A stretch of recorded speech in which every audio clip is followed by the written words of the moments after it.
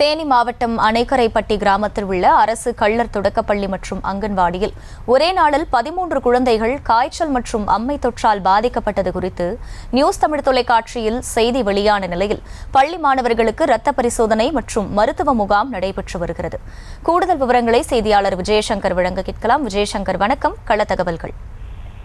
தேனி மாவட்டம் போடிநாயக்கனூர் அருகில் உள்ள அணைக்கரைப்பட்டி கிராமத்தில் அரசு கல்லர் ஆரம்ப பள்ளி உள்ளது. இங்கு 57 மாணவர்கள் பயின்று வருகின்றனர்.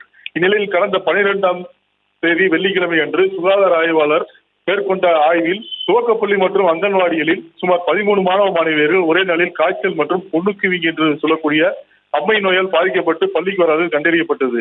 இது குறித்து ஊராட்சி தலைவர் மற்றும் சுகாதார ஆய்வாளர் பள்ளியில் ஆய்வு மேற்கொண்ட பொழுது பள்ளி தலைமை ஆசிரியைக்கும் ஊராட்சி தலைவருக்கும் இடையே வாக்குவாதம் ஏற்பட்டது குறித்து நமது நியூஸ் தமிழ் செய்தி சேனலில் செய்தி வெளியானது.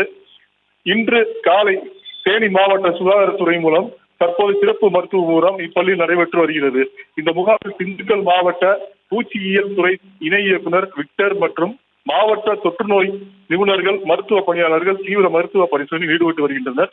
இன்று பள்ளிக்கு வராத மாணவர்கள் யார் என்று கண்டறியப்பட்டு அவர்கள் வீட்டிலிருந்து அழைத்து வரப்பட்டு அவர்களுக்கு இரத்த பரிசோதனை மற்றும் காய்ச்சல் பரிசோதனை செய்யப்பட்டதில் ஒரு சில குழந்தைகளுக்கு பொண்ணுக்குவிங் அம்மை நோய் மற்றும் காய்ச்சல் இருப்பது கண்டறியப்பட்டு அவர்களுக்கு சிகிச்சை மேற்கொள்வதற்கான நடவடிக்கை எடுக்கப்பட்டு வருகிறது. அகிலா, முழு விவரங்களுக்கு நன்றி விஜயசங்கர். செய்திகளை உடனுக்குடனும் துல்லியமாகவும் தெரிந்து கொள்ள சப்ஸ்கிரைப் பண்ணுங்க.